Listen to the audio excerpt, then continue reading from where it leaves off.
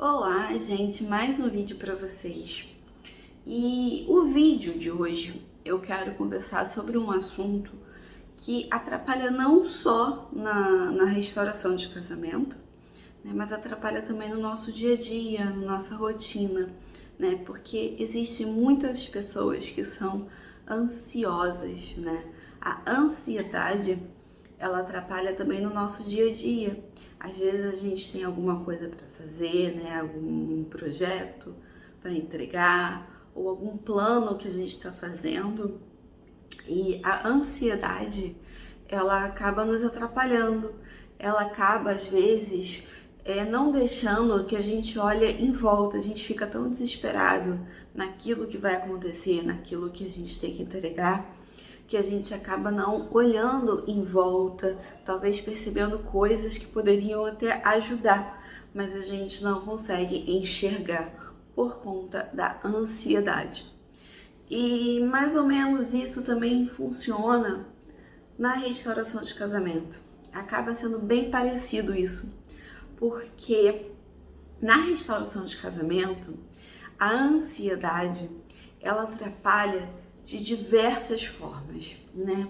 E uma das principais formas que a ansiedade atrapalha é muitas vezes que a gente acaba agindo por impulso por conta da ansiedade. A gente às vezes fica tão desesperada pela restauração de casamento, né, tão ansiosa, a gente fica querendo que isso aconteça logo, que aconteça para ontem, que a gente às vezes acaba deixando de olhar à nossa volta, de entender tudo o que está acontecendo, porque a gente acaba vendo os dias passarem, que às vezes já está 1 mês, 2 meses, às vezes não tem diferença nenhuma, ou talvez a situação ainda piora mais ainda. Então a gente acaba ficando desesperada. E nesse desespero, ou a gente acaba tentando agir com as nossas próprias mãos, né? Porque a gente está com tanta pressa que a gente não consegue esperar no tempo de Deus, né? Então a gente às vezes vai atrás, ou tenta arquitetar algum plano, cria um WhatsApp falso, entre outras coisas, entre muitas coisas que eu já escutei que vocês fazem, né? E muitas coisas que eu fiz também, né? Que como eu já falei, eu fui atrás, eu inventava desculpa para o meu marido vir na minha casa, e isso é sim colocar a mão. Isso é como se eu não estivesse confiando que Deus vai fazer. E outra forma que a ansiedade acaba atrapalhando é que às vezes ou a gente quer colocar a mão, ou a gente acaba entrando numa tristeza muito grande, uma tristeza profunda, né? Que a gente só consegue olhar o que está acontecendo, às vezes a gente só consegue ficar focando no que está acontecendo e a gente não consegue se erguer. A gente não consegue olhar à nossa volta tantas outras coisas que Deus está nos proporcionando nesse momento que a gente não consegue olhar. Mas aí você me pergunta agora, né? Mas então o que eu faço, Elaine? Como que eu faço para combater essa ansiedade? E assim, cada pessoa ela tem um tipo de reação, cada pessoa tem uma forma de reagir, né? Tem pessoas que realmente eu acredito que precisam de um acompanhamento profissional, né? Que às vezes precisa de medicações e tudo mais. Eu, Elaine, sou extremamente contra tomar medicações, remédios, principalmente sem uma prescrição médica, né? Porque assim, eu já não sou muito o tipo de pessoa que toma muitos remédios, né? Eu tomo remédio só em casos de extrema necessidade, né? Isso já vem de muitos anos. Então, não existe, né, uma regra para você sair da ansiedade, não existe uma receitinha correta, faça isso, faça aquilo. Mas eu preciso, em primeiro lugar, que você queira. É igual quando um vício, né? Assim, quando a gente vai tratar uma pessoa que ela é viciada em algum tipo de droga, se ela não quiser, se ela não estiver querendo se tratar por livre e espontânea vontade, esse tratamento não vai ter como ter um resultado bom, porque ela ainda não consegue entender que ela precisa, que ela tem que se reerguer. Então, o primeiro ponto é você entender que você precisa sair dessa zona de desespero, dessa zona de que você só quer saber da sua restauração.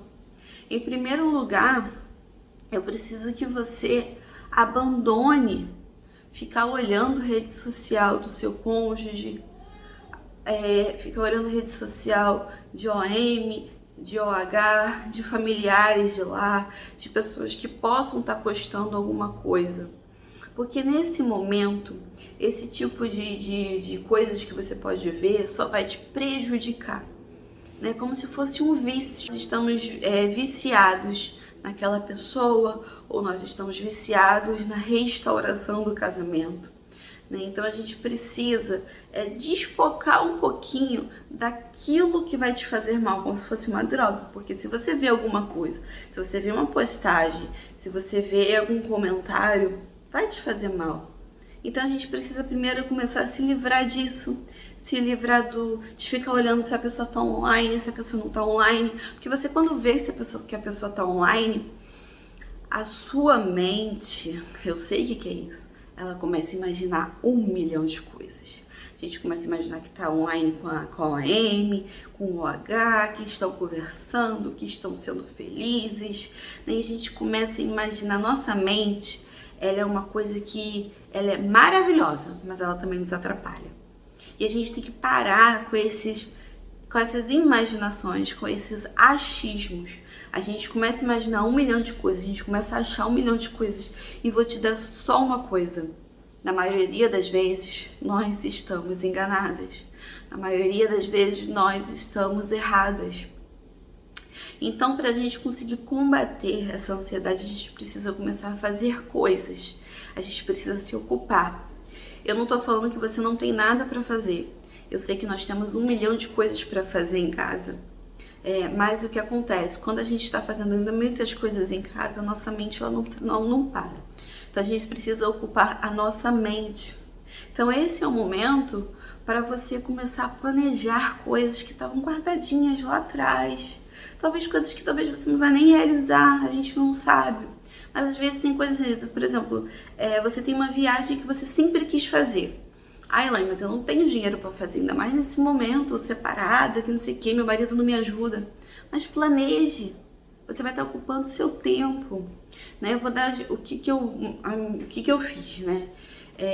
Eu aproveitei, quando eu comecei a descansar, eu emagreci muito no meu deserto, que eu acredito que acontece isso com muitas pessoas aqui, então eu aproveitei. Começava a pesquisar receitas de low carb para fazer, e ia fazer, eu me ocupava dessa forma. Foi no meu deserto que eu desenvolvi a mania de querer fazer as coisas, porque eu precisava me ocupar de alguma forma.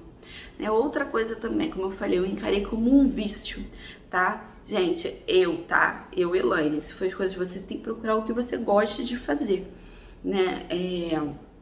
Eu encarei que eu tava vivendo como um vício, porque eu tinha muito eu precisava ligar toda hora. Eu tinha essa necessidade de ficar ligando o tempo todo pro meu marido, né? Por qualquer motivo. E eu sabia que isso era errado, né? E até quando ele tava com a OM, eu ligava, não me importava.